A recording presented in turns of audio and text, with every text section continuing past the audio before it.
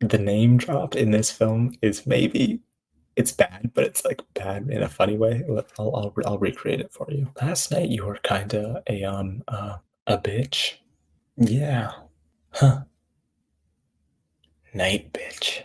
Hello everyone, and welcome back to another review from the Toronto International Film Festival, this time for NIGHTBITCH. Properly already demonetized by saying that, but that's okay. I was able to attend the international worldwide premiere of NIGHTBITCH, and it was definitely a unique experience. I'll say that. The first note I want to start off on is Amy Adams.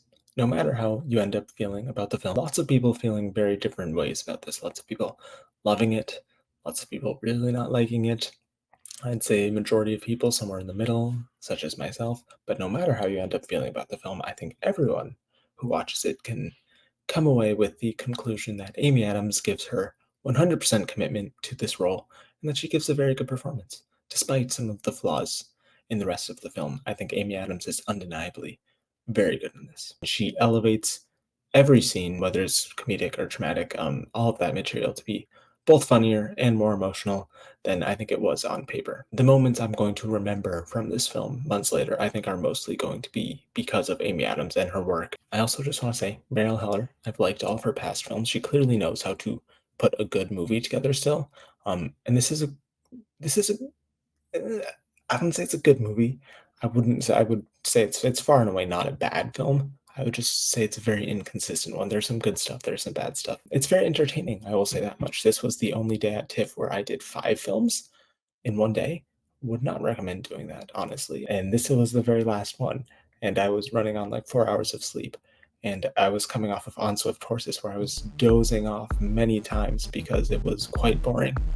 But this film, where I was probably even more likely to fall asleep because it was 9:30 p.m., I was entertained. I didn't really doze off once, so that's a positive for sure. There are great ideas and themes present here about motherhood, struggling to find your individuality within motherhood, all that stuff. And it touches on some of it and makes some good points and stuff. And I think it definitely is a little eye opening because that's not an experience I have. I do think this is a film that mothers and people who have gone through the mothering experience, which I have not, will enjoy more so than me. So, or people like me, because I've never been a mother. I'll never be a mother. I will never mother, unfortunately. Or fortunately, because honestly, this film is kind of like birth control. I do not want a child. Oh my god. But getting back to the theme stuff, there is some good, like I mentioned, like themes, individuality within motherhood. I just think it kind of stays on the surface level. I don't think it really goes deep into the nitty gritty.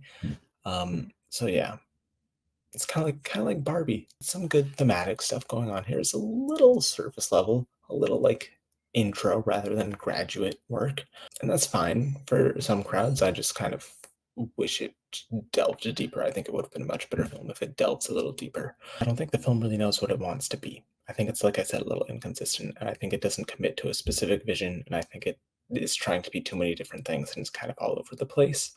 There'll be these like obviously comedic scenes immediately followed up by these scenes that seem to be like intended to be hard hitting and dramatic, but it wasn't completely clear how serious we should be taking it. So I think it was a little inconsistent on that. There are also these like moments where it's like Amy Adams' character, who I think she's actually just called Mother in the film. I don't think she has a name. I think her name is just Mother, which is funny because she's Amy Adams and she's Mother. There were scenes where like her character imagines like her doing stuff, like she imagines herself like slapping Scoop McNairy's character, or like going off on this crazy tangent about like how much she hates like the monotonous endless days currently in her life. And then it like cuts back to reality where it's like, psych, she didn't say that. She just says, oh, okay, and moves on. But sometimes the way those are edited is a little weird, in my opinion. I think it can be a little confusing because honestly, there was at least like one moment where I was like, this, especially with the way it was cut, it wasn't like extremely clear that she didn't say that. And I was like, wait, so what's actually happening? Maybe I'm just dumb. I could just be dumb. That's probably the answer. But I think those could have been edited in a clearer way for the audience to understand that she didn't actually do that. There are also a few more body horror-esque scenes that I thought worked really well. They're some of my favorite parts of the film in particular. I don't want to spoil it, but there's one in particular that's just kind of gross, but also amazing. And I wish the film committed to that stuff more. It seemed like Heller kind of wanted to explore the violent, yeah, almost like violent, um, transformative, like physically difficult nature of being a mother and becoming a mother, which I think could have been fascinating to explore. But instead, it's kind of just a couple of scenes touching on that, and it kind of doesn't go anywhere beyond that. Yeah, like I said before, there's a lot of stuff that still works about this film. In particular, like I think like the first act was actually maybe my favorite part of the film, where it's like I said before, like the way it's edited in like the montage of mother's like monotonous, endless, repetitive day of like endlessly doing the exact like making the exact same meals, doing the exact same playtimes, the exact same stuff with this child every day. An endless like hell cycle. And the way that's edited, I think, is very effective. I don't know how mothers do it. Honestly, I don't know how they do it. It's crazy. I don't know how this did make me want to call my mom afterwards and be like, "How did you do it? Especially like 3 times. Like, how did you manage that? No, not me. Not me. You won't catch me doing that. Nope.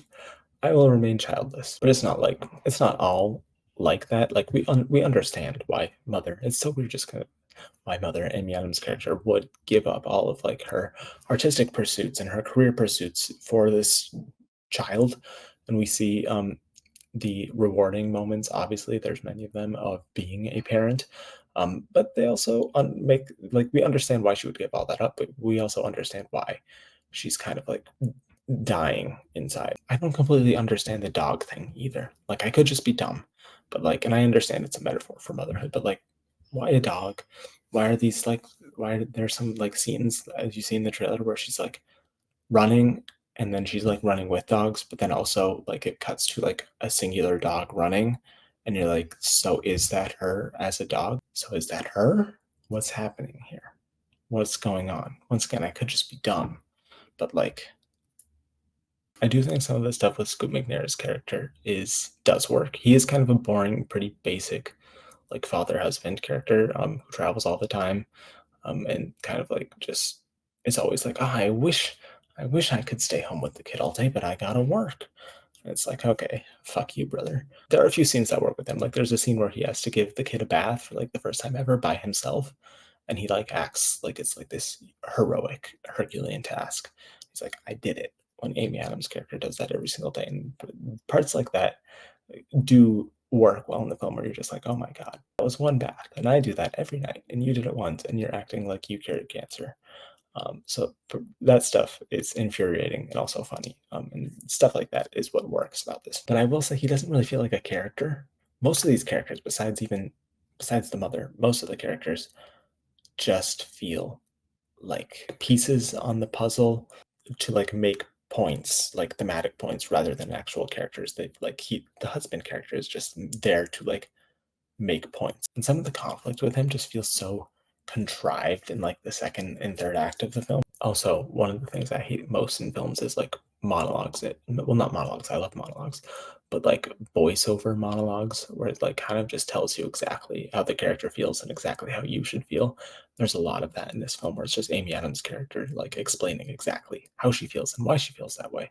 It's like, okay, I think we could have kind of read into that a little bit instead of you just telling us. Show, don't tell. But yeah, the movie tells you how you should feel. The movie stays pretty surface level instead of diving deep. It doesn't embrace the crazy, like wacky body horror stuff enough. The characters feel more like ideas rather than actual characters. So yeah, Amy Adams is great. There's some great scenes within there. It's funny. It's funny oftentimes, but I don't think it completely works as a movie. And then quickly, because this will be a quick section, Oscar chances. I think the only shot this film has at any nomination is Amy Adams in Best Actress. And even then, that's borderline, in my opinion. She's good in it, but it's not really the kind of performance that they go for. It's a much more comedic performance, and they usually don't go for that. I think she'll get into actress in a comedy or musical at the Golden Globes. She might get a Critics' Choice nomination if the critics like really want to push for her. But I don't know about that, and I think it probably ends there. Honestly, I don't think she'll get SAG. Maybe it's kind of a SAG friendly performance because um, it's bold, but I don't know. I think this is not the type of film or performance that the Academy goes for. Some people really like it, and it will resonate with plenty of people, especially I think mothers. Right now, I would lean towards her not getting a nomination, but it is Searchlight, and that she is their only push in Best Actress. I'm pretty sure, so it's definitely possible. I'd have her in like the 6 to 10 range. Still, really, some people love the film. I wish I loved it more. I still liked it enough. But yeah, I recommend you check it out and form your own opinion on it. And yeah, you'll definitely at least remember watching it for sure.